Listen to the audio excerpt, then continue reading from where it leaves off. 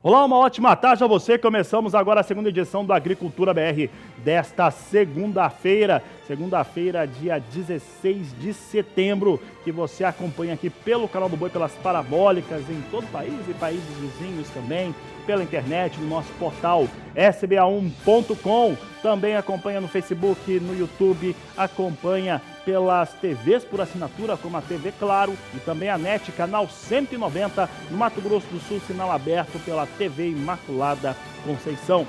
Veja que nós vamos ter aí de atrações na edição de hoje.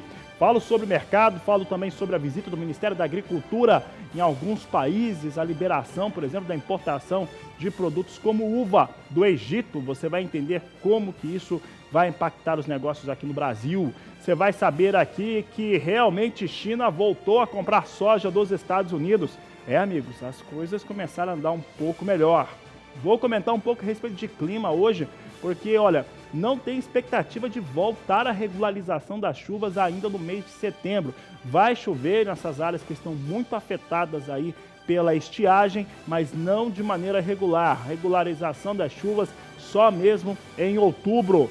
Na edição do Agricultura BR você acompanha também que nós tivemos a liberação através do governo federal, aí os dois órgãos que fazem a aprovação liberaram a utilização de um produto, de um químico que combate nematóides, informação importante para a agricultura nacional. Ela estava há 10 anos na fila esse elemento químico para ser liberado aqui no Brasil.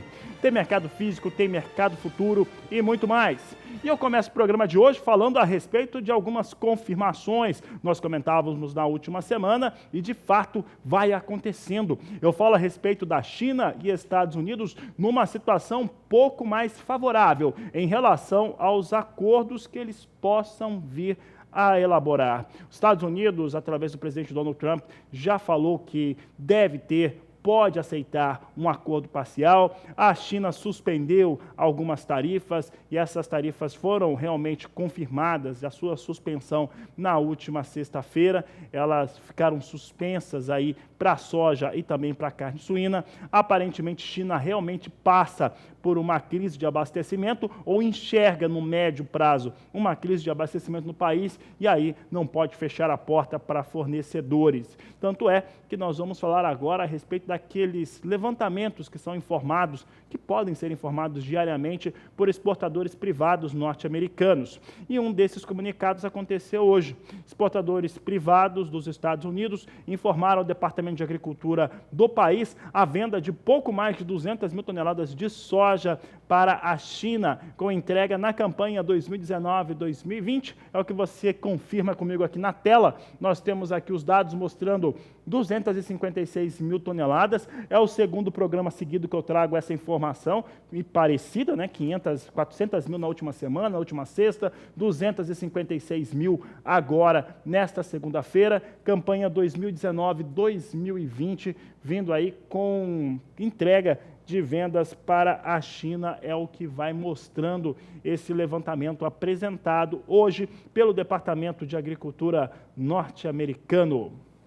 Falamos agora a respeito de como que vem o mercado. Olha só, o mercado de soja dos Estados Unidos, na Bolsa de Chicago, começa, né? Já desde a semana passada, principalmente a partir de quinta-feira, entrou numa situação mais favorável, tivemos elevação. Isso ocorreu por conta da sinalização de China, principalmente em relação aos produtos agrícolas norte-americanos, que voltaria a comprar. Teve um relatório com tendência a ser altista por parte do Departamento de Agricultura norte-americano, mostrando uma situação de recuo para a soja produzida ou a ser produzida nos Estados Unidos na campanha 2019-2020, por conta dos fatores climáticos, abaixo de 99 milhões de toneladas. Entretanto, há uma expectativa de melhora agora em relação às áreas de produção de soja, porque o frio nas áreas de produção não é tão intenso, pelo menos é o que vai dizendo a maior parte dos analistas nos Estados Unidos. Frio não é tão intenso, com isso não traz prejuízos às lavouras dos Estados Unidos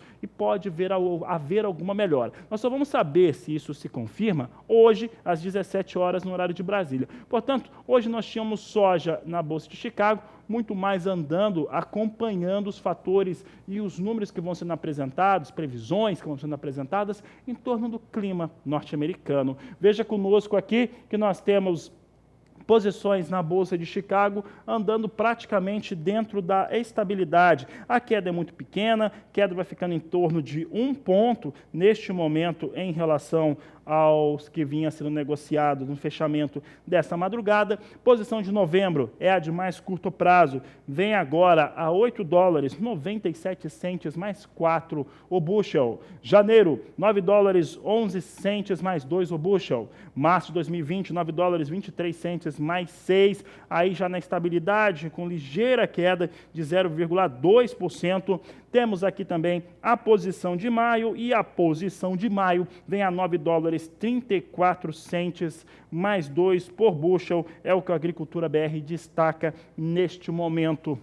Vamos falar agora a respeito de um outro fundamento importante, e olha, o cenário hoje internacional, falando de negócios, ele está muito mais dentro daquilo de se esperar um recuo para a moeda norte-americana. Por quê? Porque algumas coisas começaram a entrar dentro ou se encaixar dentro daquilo que se espera.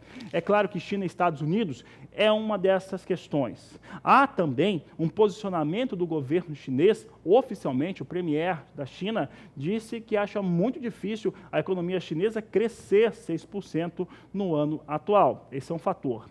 Aqui no Brasil já se fala, de acordo com a pesquisa que foi divulgada hoje, a pesquisa Focus, realizada pelo Banco Central, que consulta os representantes das 100 principais instituições financeiras do país, numa taxa de juros a 5%, taxa básica, taxa Selic. Então, olha como o cenário econômico muda. Vamos saber como é que está o dólar agora. Dólar é o que você acompanha comigo agora na tela. Você tem comigo aqui a moeda norte-americana, com queda de 0,16%, vindo a R$ 4,08 mais 1 para o dólar. Hoje o dólar vindo com uma queda pequena, mas tendência deve ser hoje, porque só não é talvez maior essa queda, por conta de um certo mau humor no mercado. Há questões ligadas à saída da Grã-Bretanha, do Reino Unido, lá da União Europeia, há questões, como eu disse, da China, que o Premier disse que não vai crescer nem 6%, não vai conseguir chegar a isso, então isso impacta também um pouco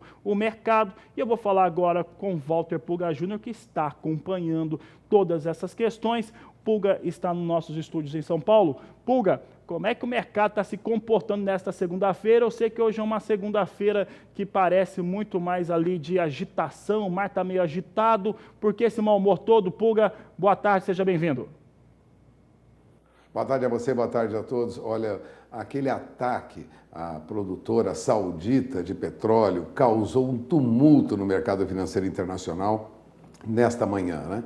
Não é uma surpresa que toda vez que há alguma ameaça ao fornecimento de petróleo, mesmo que às vezes não seja tão acentuada, há muita especulação. O dólar tem leve alta frente a outras moedas, não só apenas frente ao real. O dólar operava com um movimento de queda logo na abertura, depois subiu novamente, oscilou em queda, agora vem em queda de 0,14%, quase 0,15%, a R$ 4,08 mais 14. Mas para quem esperava o dólar abaixo de 4,8, abaixo de 4,9, isso não está ocorrendo não. Tumultos lá fora, como você disse, mar agitado, muita preocupação com o início das conversações entre China e Estados Unidos, também a saída do Reino Unido da Comunidade Europeia é uma situação ainda difícil, pouca solução. Resumindo, há muita tensão no mercado. E o dólar tem alta frente ao real em alguns momentos, né? Teve uma alta frente ao real, chegou a subir a R$ 4,10 mais 49, mas agora retornou ao movimento de baixa, né? Não há o que se surpreender. Agora, tome nota, viu? Porque o dólar à vista tinha já uma alta de 0,14% a 4,9 e o dólar futuro também em contrato de maior liquidez, que é o próximo mês, operava acima de R$ 3,09. Portanto, poderemos ter dólar em alta ainda hoje no mercado, esperar o andamento das negociações que estão ocorrendo entre os Estados Unidos e a China, resultado do andamento das discussões na Europa e também as consequências desse ataque à grande fornecedora de petróleo lá da Arábia Saudita. Enquanto isso, o que acontece no mercado de bolsa, Fabiano? perto da estabilidade, viu? A 103.493 pontos, eu acompanho aqui agora, a Bolsa está praticamente nas mesmas pontuações que nós tínhamos na sexta-feira. Houve um movimento de baixa logo na abertura, influenciado até por um movimento externo, as bolsas vinham em queda lá fora, mas agora já volta à normalidade, né? A Bolsa Paulista mostrava, lógico, nos primeiros negócios alguma fraqueza, fruto desse tumulto no mercado financeiro internacional, mas agora há pouco, assim como ocorreu com o dólar, volta ao patamar de sexta-feira. O que vai ocorrer daqui para frente? Estamos na dependência de informações que venham lá de fora. Hoje, no mercado brasileiro, a influência é o que vem lá de fora. Agora, um destaque, agora há pouco, vale a pena ressaltar, viu? Ações da Marfrig, né? Subiam mais de 4%, está entre as maiores altas hoje, uma reação nos papéis da Marfrig, que tem oscilado muito. Aliás, empresas de agronegócio em geral têm oscilado muito, notadamente frigoríficos. De olho na informação, porque há muito tumulto, como o Fabiano, você lembrou, no mercado hoje, mar revolto, mas parece que agora há uma certa acomodação. De olho na informação. É com você.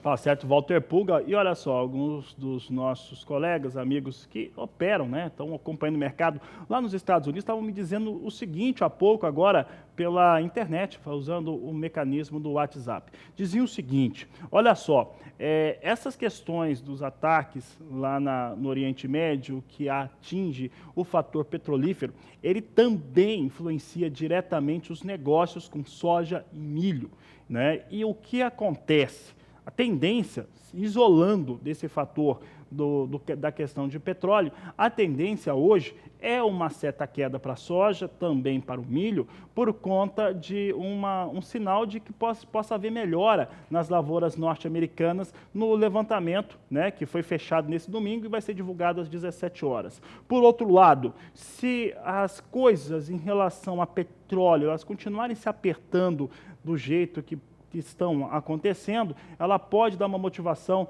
para a soja subir, por conta da produção principalmente de biocombustível à base de óleo de soja, e também, claro, o etanol, que nos Estados Unidos, no caso, é feito basicamente a partir de milho. Então, as coisas elas acabam se impactando, né, e isso vem para o agronegócio brasileiro também. Essa questão de vir para o agronegócio brasileiro também, ela está ligada, por exemplo, a essa situação da China, que cedeu um pouco para os Estados Unidos e voltou a comprar produtos agrícolas, em especial carne suína e também soja dos Estados Unidos. E o primeiro impacto foi uma queda de 125 pontos em relação ao prêmio pago pela soja, 130, 135, que tínhamos no começo da última semana, para aquilo que nós vimos na quinta, nessa sexta-feira e hoje. Prêmios ali na casa de 80 pontos. É o que nós vamos mostrar agora, como é que se comporta a soja, valor de paridade nos portos brasileiros. Você tem aqui valores nos portos de Santos e Paranaguá a R$ 84,50 a saca. Os valores cedem, mas não cedem tanto. Por que que não cede tanto? Porque fortaleceu um pouco os valores da soja em Chicago, voltaram a operar acima de $9 o bushel, o que é um fator positivo, e o dólar, apesar da queda que nós estamos vendo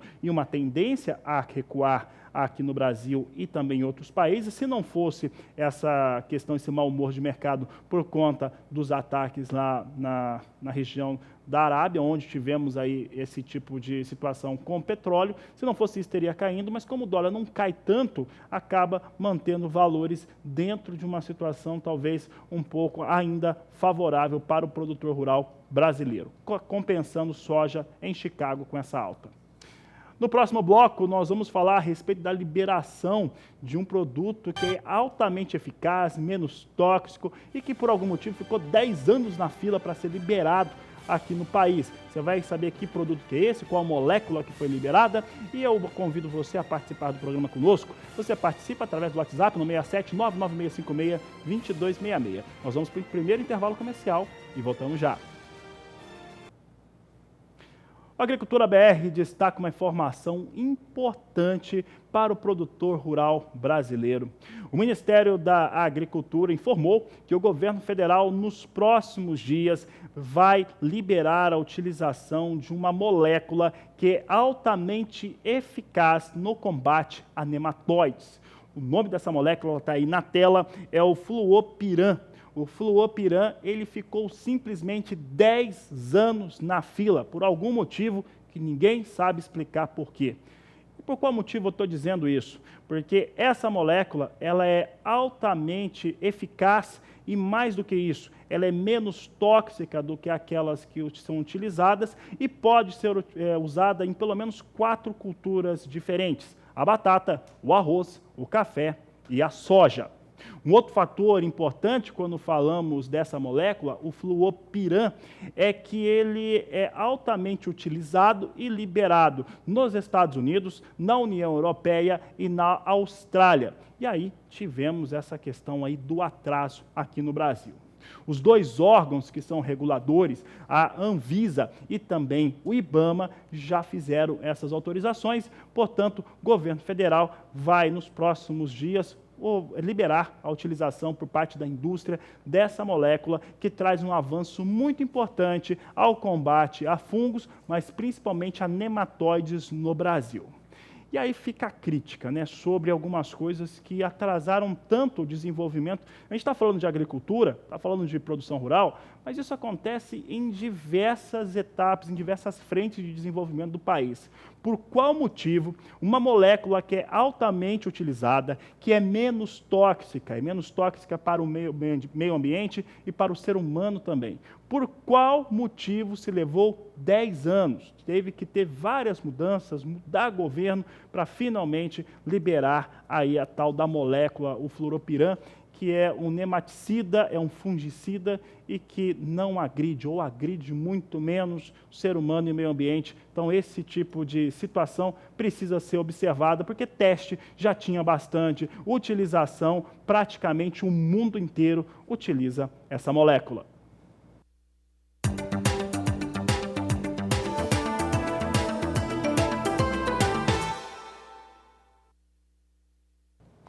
Falamos de milho agora, mas vamos falar agora de um assunto que tem gerado muita reclamação, porque, de certo modo, é muito ruim para o produtor de milho no Mato Grosso. Quem está no Mato Grosso sabe, é o chamado FETAB milho, né, que diminui a rentabilidade do produtor mato-grossense. Negócio chato mesmo, é o que nós vamos ver agora na reportagem de Valdir Pacheco.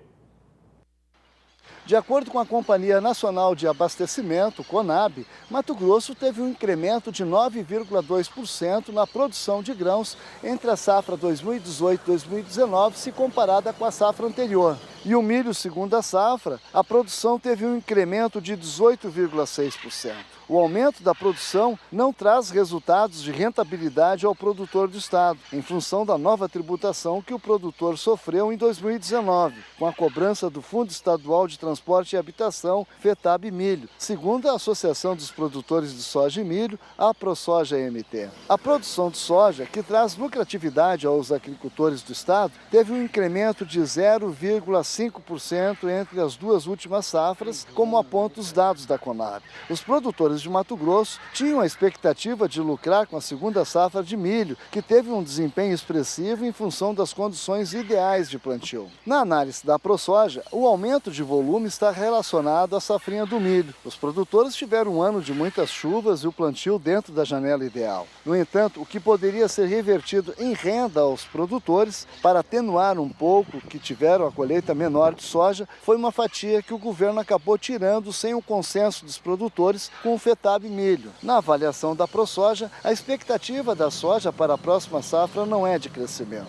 Ao contrário, haverá uma parada no histórico crescente da produção. A previsão é de menor crescimento dos últimos anos por conta do custo, que pulou de R$ 3.600 para quase R$ 4.000 por hectare. A preocupação da entidade é frear o crescimento, porque o valor é baseado no aumento cambial, o que impacta praticamente em 70% no custo de produção. De Sinop, Mato Grosso, Valdir Pacheco.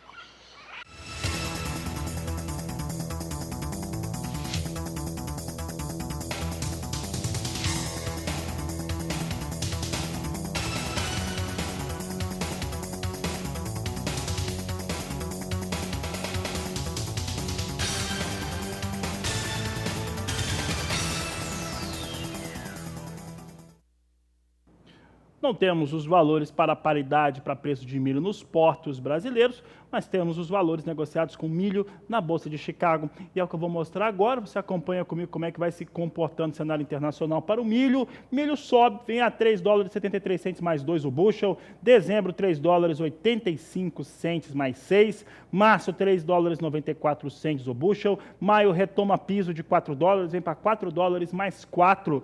Vai subindo de 3 a 4 centes de dólar. Mais uma vez, a questão no Oriente Médio, os ataques, a questão petrolífera, afeta positivamente milho e deve afetar positivamente também, quando eu falo é alta de preço, em relação à soja negociada em Chicago, por conta da produção de biocombustíveis. Falamos agora de um assunto também importante, nós vamos trazer em destaque aqui a questão daquela situação, né, da saída do Reino Unido da União Europeia, questões ligadas a açúcar também, e quem vai falar sobre o assunto é Walter Pulga Júnior, está aqui comigo nos estúdios, está no estúdio de São Paulo, mas está aqui conosco também. Pulga, tem muito debate, muita discussão aí sobre o assunto. O que acontece é que já há estimativas de consultorias de que o Brasil seria beneficiado, né?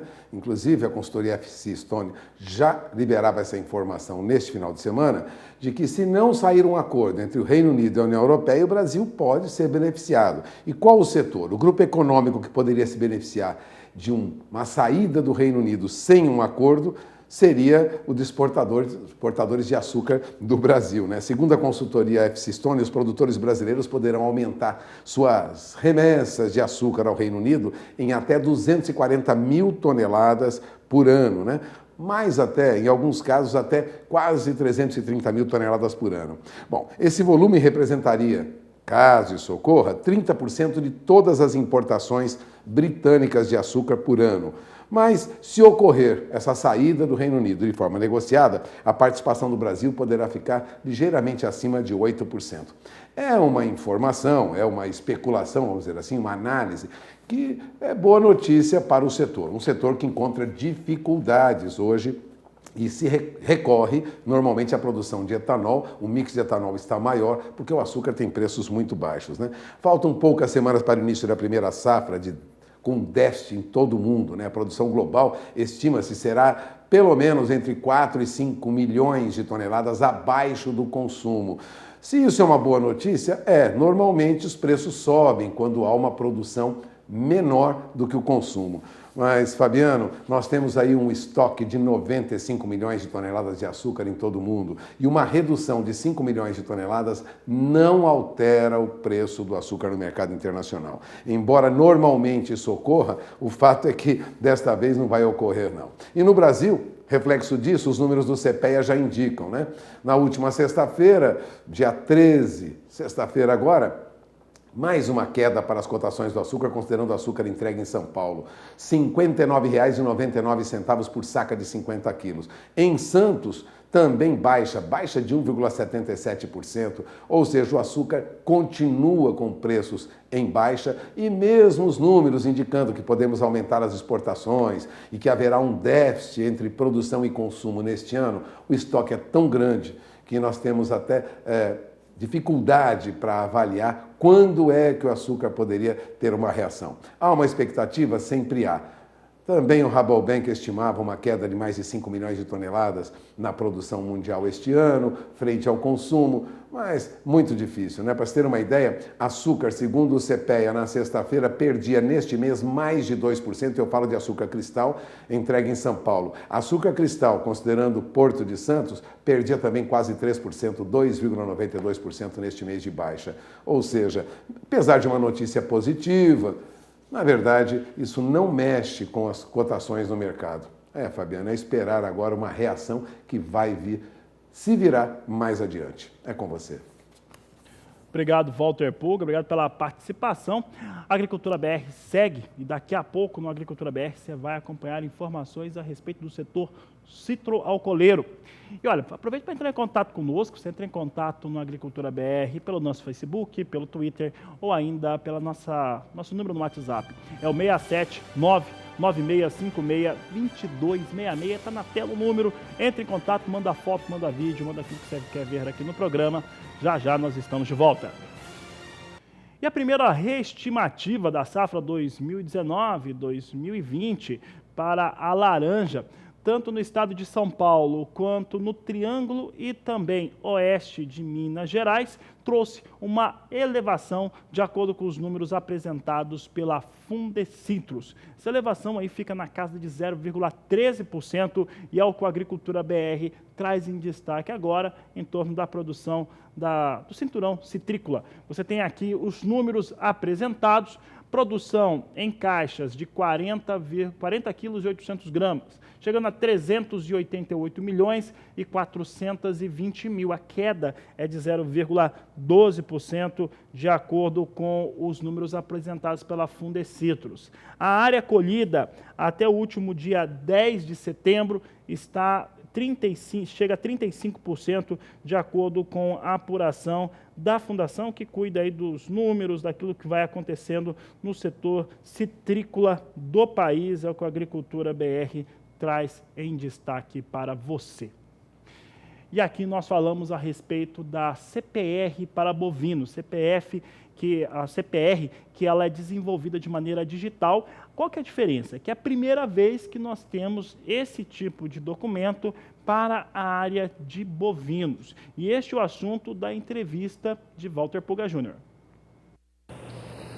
O governo federal tem uma clara proposta de levar o produtor rural a buscar financiamento no mercado de capitais.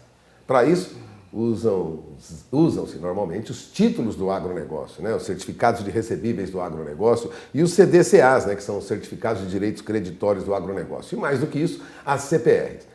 Daqui a pouco o governo apresenta uma medida provisória, inclusive permitindo a emissão de CPRs, de cédula de produto rural, em dólares, em moeda estrangeira. Tudo isso para facilitar a obtenção de financiamento no mercado de capitais.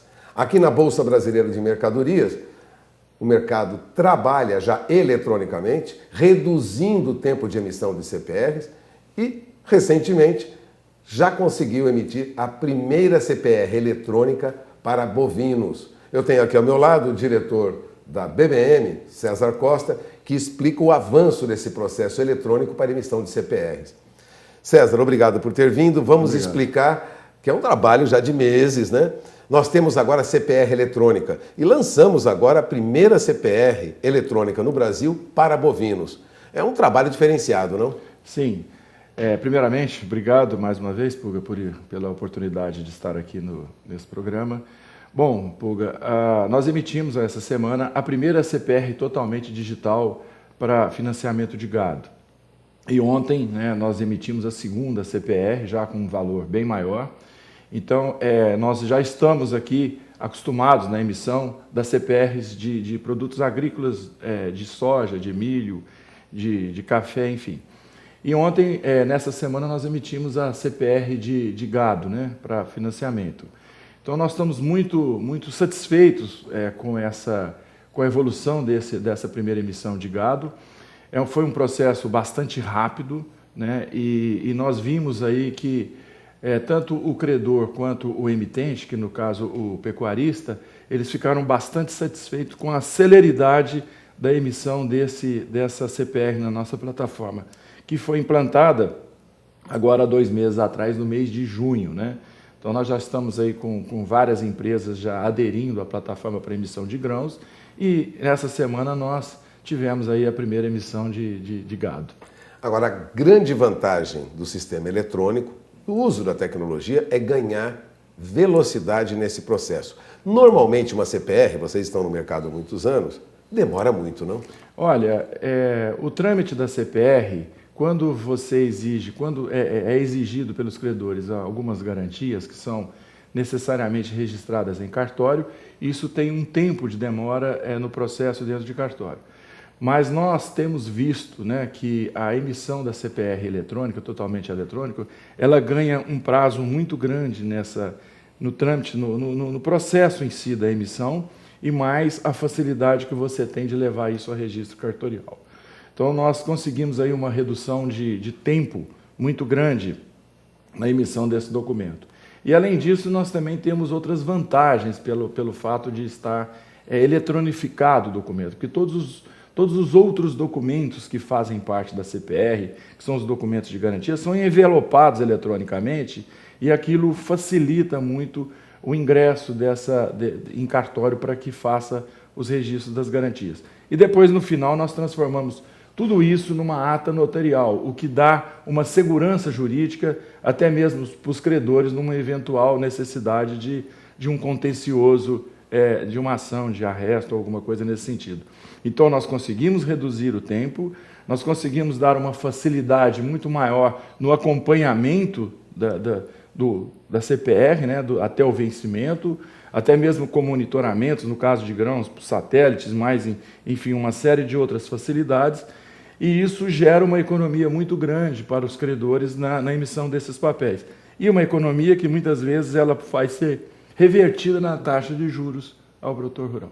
Bom, como você vê, existe a possibilidade aí de obter financiamento mais rápido num sistema que trabalha com o mercado como um todo. Mais do que isso, a CPR, no caso de pessoa física, ainda tem o incentivo da isenção de imposto de renda, né? Sim, a CPR é um título que, desde a sua introdução, né, como um principal instrumento hoje da formalização do financiamento agrícola, há 25 anos atrás, ele tem esse incentivo de não ter imposto e hoje, sem sombra de dúvida, é o instrumento mais utilizado no financiamento agropecuário no Brasil. Bom, você acaba de ouvir César Bernardes Costa, diretor-geral da Bolsa Brasileira de Mercadorias. Bolsa Agro CPR já emitiu CPR eletrônica para bovinos, uma novidade no país e um sistema inovador que facilita a obtenção de financiamento para a produção. Passamos o recado, César? Sim, obrigado mais uma vez, Walter Puga. Bom, voltamos com vocês em Campo Grande. Tá aí a informação, você pode rever as informações sobre a CPR eletrônica para bovinos acessando o portal do Canal do Boi, o sba1.com. Eu vou para o intervalo, daqui a pouco eu falo sobre o mercado de café, falo sobre alternativas lá em Minas Gerais e muito mais. Daqui a pouco eu volto já.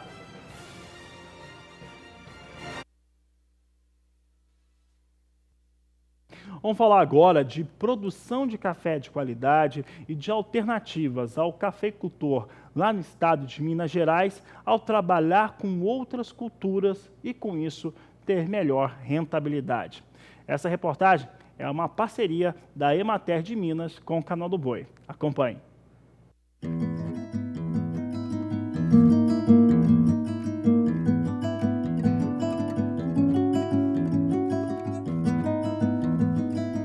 Meu nome é Tarcísio Maria de Lacerda, a gente mora e trabalha aqui no sítio Santa Rita, município de Espera Feliz, Minas Gerais. A minha primeira lavoura que eu mesmo plantei foi em 1972. A gente viveu de café uma vida toda. De 78 a 81, nós passamos de café bebida rio para um café bebida dura. Porque até então, todo o café desta região aqui do Caparaó era tido como café ruim. Nessa época, eu fui buscar qualidade de café em outras regiões do estado, do Brasil, aprender como é que fazia um café melhor. E acabei tendo a surpresa de descobrir que a gente já produzia café bom, só a gente não sabia que ele era bom e o comércio não nos remunerava pela qualidade. A libertação do produtor é entender o que ele tem na mão. Se você parar para analisar, é impossível alguém vender um produto que não sabe o que é. Só no café que tem isso. O Johnny, meu filho, tinha 15 anos de idade e ele veio morar na roça sozinho. E usou o seguinte termo: "Ô pai, o senhor sempre me falou que o senhor está sendo um produtor melhor do que o meu avô. E eu vou ser um produtor melhor do que o senhor." E ele vinha com uma história que existia um mundo novo de café, que era o café bebida fina, que era um outro padrão, que era microlotes, que esse café ainda ia ser comercializado do produtor direto para a cafeteria ou para o consumidor. Eu, naquela época, achava que tudo era um sonho. Mas como o sonho era bonito, eu comecei a sonhar junto. E ele começou a fazer cursinho de uma coisa, de outra, de degustação, de classificação, de tratos culturais. E foi treinando. até que a gente começou realmente a produzir cafés diferenciados. Só em 2012 é que a gente começou a comercializar um primeiro saquinho de café direto para a cafeteria. O segredo de quase tudo isso é gestão. E quem nos ajudou a organizar tudo isso, e a gente nem acreditava na época, é o Certifica Minas. O programa de certificação, o Certifica Minas Café, ele surge em 2006, 2007, com o intuito de dar condições aos agricultores familiares de trabalhar com a certificação. A gente faz uma assistência técnica em toda a propriedade, né? Avalia a aptidão para a região, o que ela tem, o que ela não tem, qual estrutura que ela precisa para determinada atividade. Então, se ele vai trabalhar com café, já tem o cafezão implantado, vai precisar implantar, qual estrutura que precisa, qual tipo de café que ele quer produzir. A partir daí, você faz um planejamento com ele. E a partir desse planejamento, você começa a trabalhar e a criar novas metas, novas formas de trabalho e planejamento para a propriedade. Minas Gerais é o maior produtor, né, de café do Brasil, sendo que mais da metade desse café vem da agricultura familiar. E a Emater, através de uma equipe de agroindústria, que é uma equipe multidisciplinar, composta de vários profissionais, dá apoio a toda a cadeia produtiva da agroindústria. Você embalou, você moeu, né, no caso do café, você fez qualquer tipo de classificação no café, aquilo já é considerado uma agroindústria. Aqui funciona a nossa via úmida, onde o café entra lá em cima e vai passando por essas máquinas e chega separado aqui. Vem verde, maduro, passa, folha, cisco, pauzinho. E as máquinas vão separando de cima para baixo, passa na pré-limpeza, que tira as impurezas, o café sai da via úmida e vem para o terreiro normal, independente de ser debaixo do terreiro coberto ou não. Esse café fica aqui 1 ou 2 dias para enxugar e vai direto para o secador. Nós secamos praticamente toda a nossa safra aqui. A gente trabalha com temperatura baixa, ela é regulada em 40 graus, nunca passa de 40. Não existe uma receita para nada no café. Tudo é criado, tudo é transformado, tudo é quebras de paradigmas diários, coisas que não se faziam há 5 anos atrás se fazem hoje, fermentação, por exemplo. Era inimaginável há 5, 6 anos atrás e hoje já é uma consistência no mercado, os cafés fermentados. Essa tulha, onde ficam armazenados os cafés, olha, Salada, Espírito Santo, Pé da Menina, quantidade de sacas.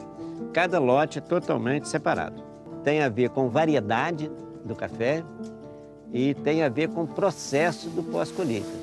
O que o cliente quer é saber se você tem controle e tem repetitividade, se você vai conseguir produzir esse mesmo café durante vários anos. E com esse controle a gente consegue fazer isso. A produção de café tem que ser melhor a cada ano. Então, se você produz esse ano um tipo de café, o ano que vem você tem que produzir um café diferente, um pouco melhor. E isso passa por profissionalização.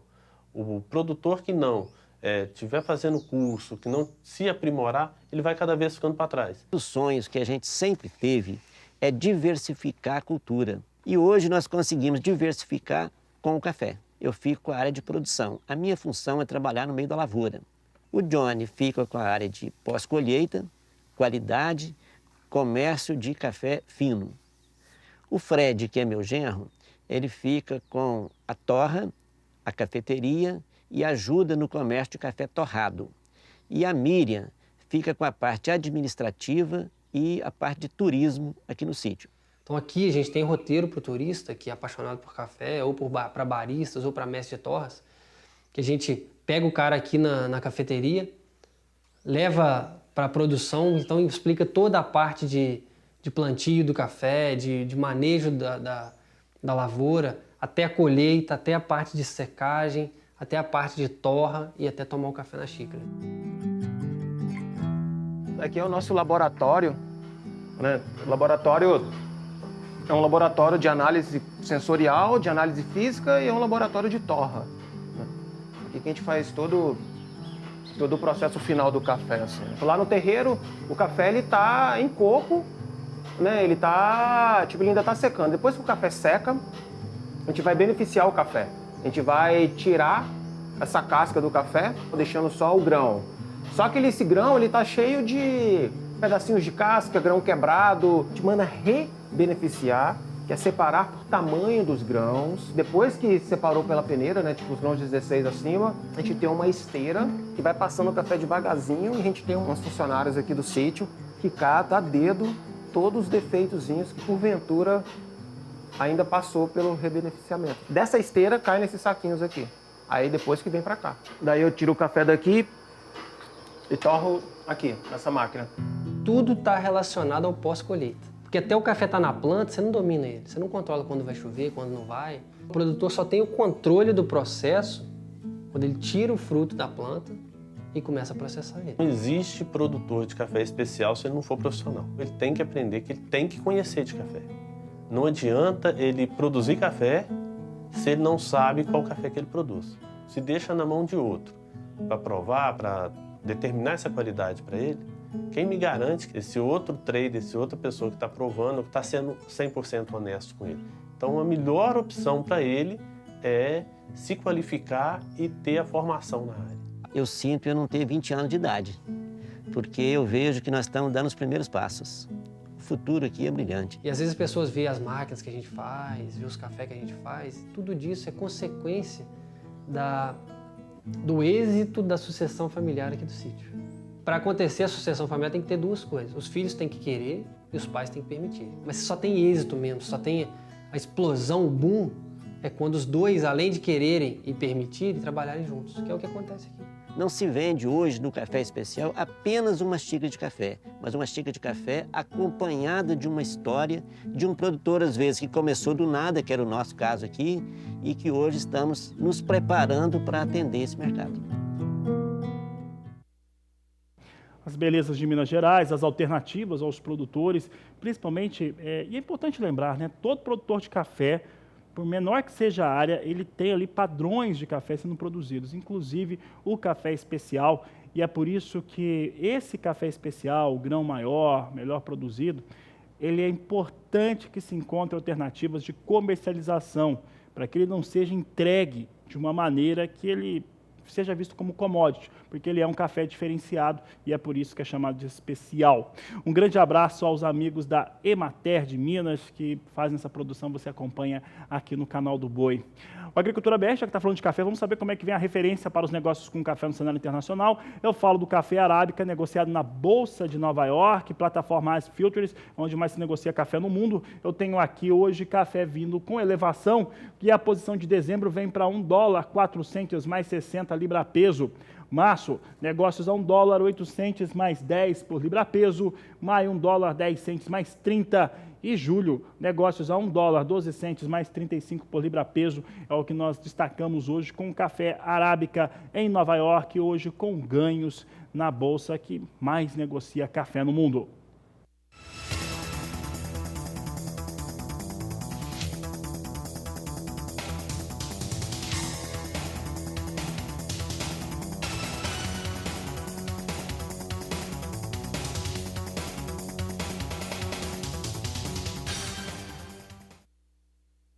Vamos saber agora como é que vem o café robusta negociado na Bolsa de Londres, referência importante para a produção de Conilon aqui no Brasil, em especial os estados do Espírito Santo, Bahia e Rondônia. Vamos saber agora como é que vem então. Lá se negocia a tonelada e dólar. Veja só, a posição de novembro vem a $1.335 a tonelada, alta de 1,27%. Janeiro, $1.362 a tonelada, alta de 1,32%.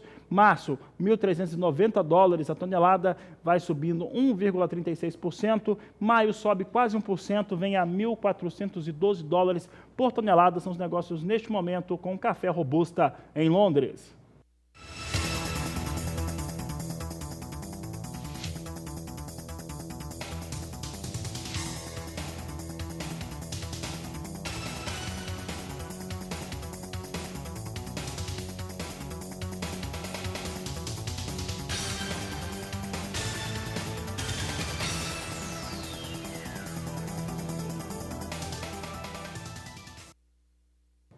A Agricultura BR vai para o intervalo comercial. Eu lembro que a sua participação é importante, então participe conosco, mande a sua mensagem, foto, vídeo aqui para o Agricultura BR no 679-9656-2266. Daqui a pouco nós vamos falar de pequenos produtores que trabalham com culturas como a do mel e que estão recebendo uma capacitação da Apex para exportar diretamente sem atravessador. Você vai entender daqui a pouco no Agricultura BR, que volta já. E a Embrapa Soja e a Emater do estado do Paraná têm obtido ótimos resultados no controle de pragas sobre a oleaginosa no estado. Agora, essa situação deve ficar ainda melhor para o produtor. Isso porque está sendo desenvolvida uma plataforma web e isso será disponibilizado ao produtor rural através de um software. É o que nós vamos acompanhar agora na reportagem de Mauro Andrade. O MIP, Manejo Integrado de Pragas e Doenças, é uma ferramenta que utiliza um conjunto de boas práticas agrícolas, que ajudam o produtor rural a reduzir os custos de produção. E este trabalho deve ficar ainda mais eficiente com a implantação de um software que irá auxiliar os técnicos na gestão dos dados. A UTF-PR, juntamente com a Embrapa e a Emater, estão lançando uma parceria no desenvolvimento de um software. Eu vou conversar com o Gabriel Costa Silva, que é doutor em computação. Gabriel, conta para nós essa novidade aí da UTF-PR juntamente com a Embrapa. Bom, na verdade, a Embrapa e a Emater, eles já têm um projeto que é o de manejo integrado de pragas e doenças, que é um projeto que vem tendo resultados significativos em todo o Paraná na redução de uso de agrotóxicos, então com impactos econômicos e ambientais significativos. Contudo, a execução desse projeto ela demandava bastante tempo, então a eficiência era comprometida, né? O software ele vem nesse sentido, ele vem aumentar a eficiência na coleta e na análise dos dados, que era uma coisa que antes era feito manual, passa a ser automático, um processo que antes levava 6 meses para ser feito, agora é feito em tempo real. Ou seja, é uma ferramenta que está vindo para auxiliar e deixar mais eficiente o processo da análise e da coleta dos dados. Exatamente. Agora, por meio do aplicativo, os técnicos conseguem visualizar imediatamente o que está acontecendo, como que está a flutuação de pragas nas propriedades que são controladas, né, que são monitoradas pelo Emater. Os diretores conseguem visualizar em que lugares no Paraná está tendo maior ocorrência de pragas, e eles conseguem ver tudo isso em tempo real, né? Então, é um aumento de eficiência fantástico do ponto de vista econômico e ambiental para eles, né? Eles conseguem ter isso em tempo real hoje. O software é alimentado por técnicos de todo o estado, de forma descentralizada, aumentando a velocidade na coleta de dados. Hoje, a base de dados do Emater é uma base descentralizada. Então, cada técnico coleta os seus dados, depois eles precisam consolidar esses dados. A partir de agora, com o software, nós temos uma base centralizada. Então, qualquer um poderia acessar o software e visualizar os dados. Inicialmente, os dados estão disponíveis apenas para a Embrapa e o Emater, mas futuramente também estará disponível para toda a população. A população pode, inclusive, vir acompanhar a evolução desses dados. Gabriel, esse compartilhamento, os técnicos alimentam o sistema, mas ao mesmo tempo eles editam isso? Isso mesmo. Na verdade, o técnico ele pode fazer todo o gerenciamento dos dados a partir do sistema.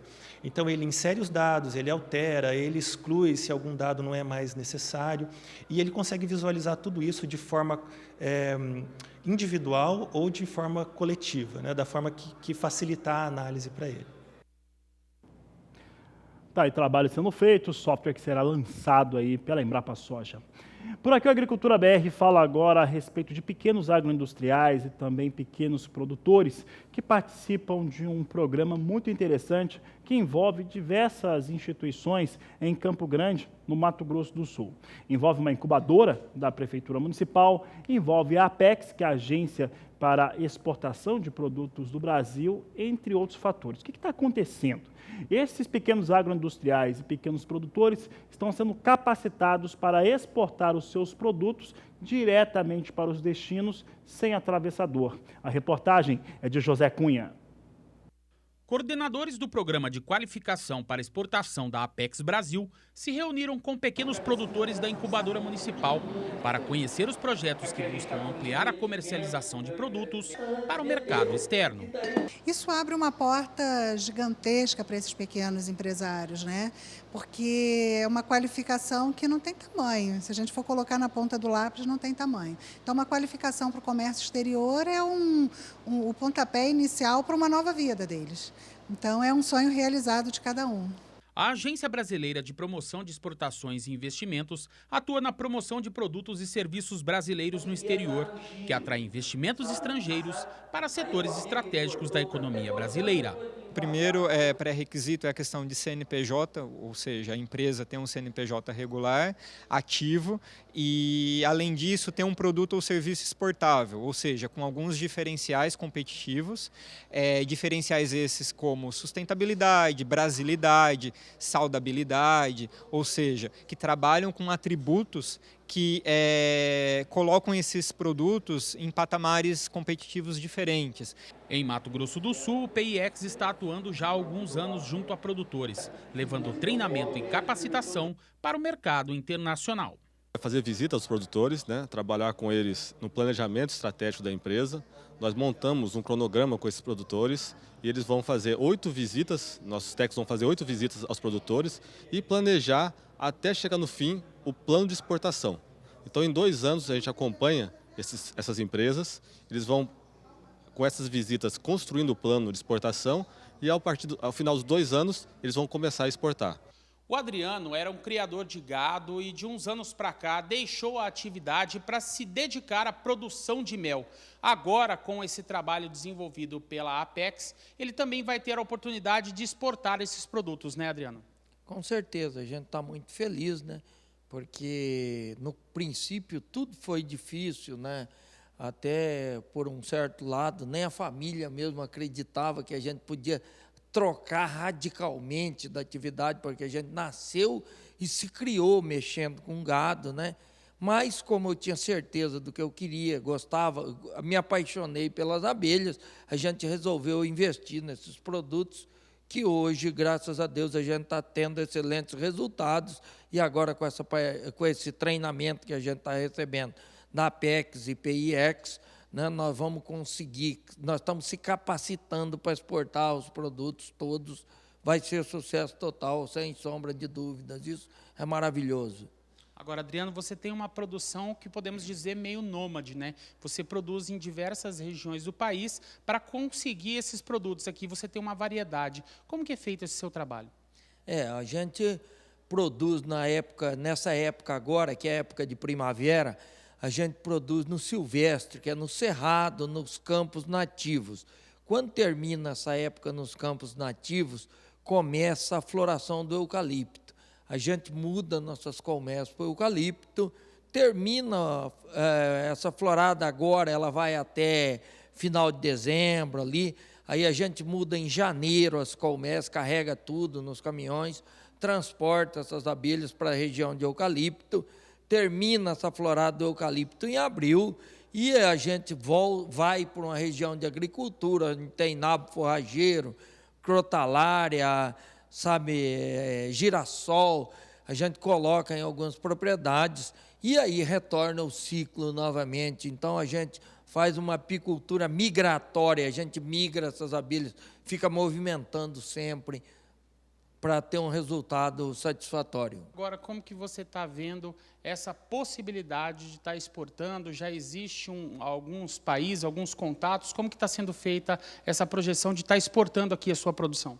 Então, a gente tem conversado, até mesmo antes do programa chegar, eu tenho contatos com alguns apicultores paraguaios e coisa, a gente está vendo a possibilidade de exportar para lá, Isso também nos motivou a procurar a Apex e a PIEX, para trabalhar com essa exportação, porque mercado tem, só depende da gente, E aí também eles vão fazer um estudo com a gente e ver os locais para colocar esse nosso produto, Eu estou muito animado com esse setor aí.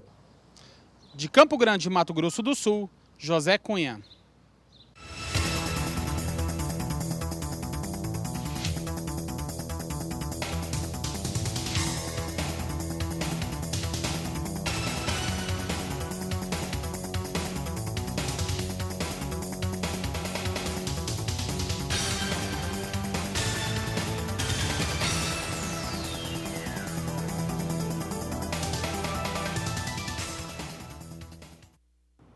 E um dos mais importantes biomas do Brasil, o Cerrado, virou tema de debate na Câmara Federal.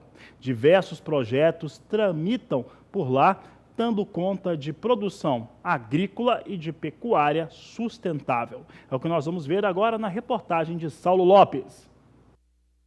O Cerrado brasileiro entrou na pauta da Câmara dos Deputados definitivamente. Bioma presente em 11 estados brasileiros, berço de grandes bacias hidrográficas, o Cerrado está ameaçado pelo desmatamento, queimadas e plantios irregulares.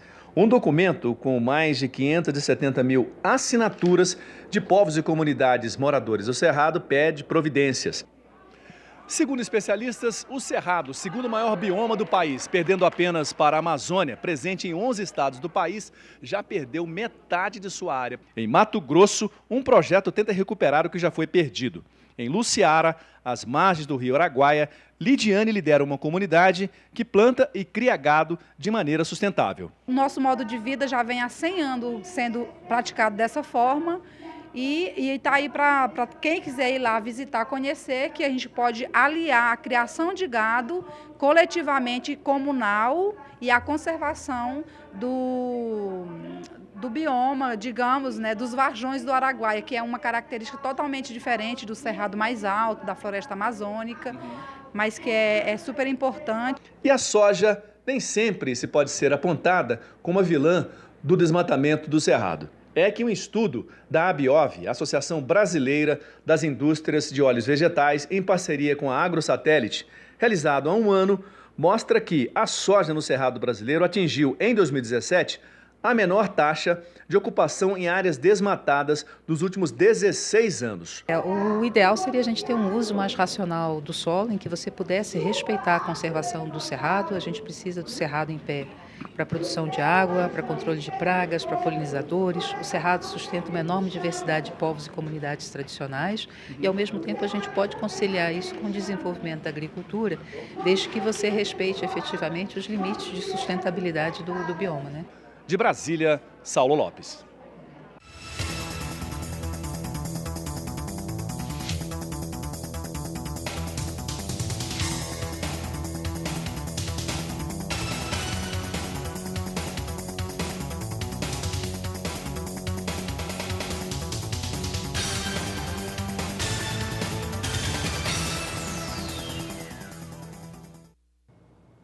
Bom, e todos sabem que nós estamos vivendo um momento muito distinto no cenário internacional. O preço do petróleo está disparado. Disparou desde aqueles ataques no Oriente Médio, aquela situação gravíssima. Historicamente, olha só, vou falar um dado aqui que eu estava pesquisando, e o fato é esse. Hoje nós tivemos em Londres uma alta que chegou pelo barril de petróleo, Brent, chegou a mais de 20%. Sabe o que significa isso? Significa que desde 1991, desde a Guerra do Golfo, nós não temos uma disparada no petróleo tão forte como essa que estamos acompanhando ou que acompanhamos nesta segunda-feira. Evidentemente que isso impacta os negócios em todo o mundo, inclusive sobre as commodities agrícolas, que eu vou falar já. Aqui no Brasil, o barril do petróleo vinha com alta por volta das 11h40 da manhã, no horário de Brasília, meio-dia, um pouco antes da Agricultura BR entrar no ar, a alta era de 11,4%, então é uma alta realmente muito forte e bem elaborada. Primeiros fatores, petróleo alto, ele impacta no custo de produção de qualquer coisa. Esse é o primeiro elemento que eu destaco. O segundo elemento que eu destaco em relação ao petróleo mais elevado é que isso faz com que se tenha um teste, de certo modo, com as políticas de preço da Petrobras. Já chegou aqui mensagem no Facebook do Agricultura BR, no meu particular. Fabiano, e aí? Etanol sobe também. Pessoal perguntando, petróleo vai subir, gasolina vai subir, diesel sobe, etanol puxa, porque a concorrência do etanol fica maior. Ainda não dá para dizer. Mas o que dá para dizer é que esse momento de alta muito expressiva em relação ao barril de petróleo no Brasil é um teste à política de preços da Petrobras. E outro fator também. Os produtos, principalmente milho e soja, devem ser afetados. positivamente por conta dessa disparada, porque a partir deles se produz o biocombustível, etanol com o milho e também ali o biodiesel através da soja. Vamos ver como é que estava a soja, porque soja dava ali um alinhamento hoje o dia todo. Se fosse só considerar soja, deveria recuar hoje em Chicago, mas não recua neste momento, vinha subindo alguns pontos. Você acompanha comigo. Soja que operou boa parte do dia em queda ou na estabilidade, já começa a querer apontar para alta. A posição de novembro vem a $8,99 mais 4 bushel, estável, mas com viés de alta de 0,6. Janeiro, $9,13 mais 2 o bushel, alta de 1 ponto. Março, $9,25 mais 6 o bushel, alta de 1,6 ponto. E maio, $9,36 por bushel, alta de 1,2 ponto. Aí quem está acompanhando a Agricultura BR, mas por que você está dizendo que a tendência hoje era de segurar um pouco a soja? É simples. Houve as previsões climáticas e o que aconteceu na última semana mostra uma melhora no clima. O clima nos Estados Unidos não melhorou, não piorou como se esperava, não teve um frio intenso, nada disso. Então muita gente aguarda que haja uma situação um pouco melhor para as lavouras norte-americanas no relatório que será apresentado hoje às 17 horas. Entretanto, como o resto do mercado, inclusive de petróleo, influencia hoje soja e milho, em Chicago, estamos vendo as duas produções, as duas commodities negociadas em Chicago, vindo em elevação.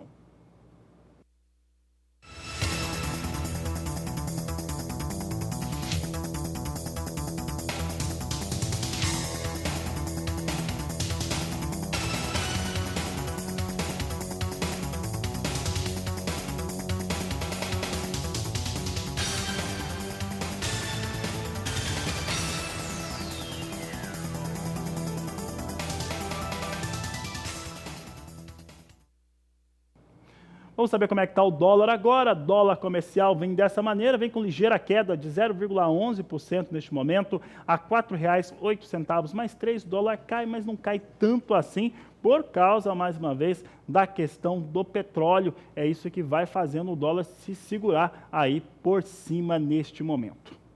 Com essas informações, essa edição do Agricultura BR vai ficando por aqui. Nós voltamos logo mais às 16 horas, porque você já sabe, este é o Agricultura BR, a inteligência, a transparência do agronegócio, sempre com você. A todos uma excelente tarde e até mais.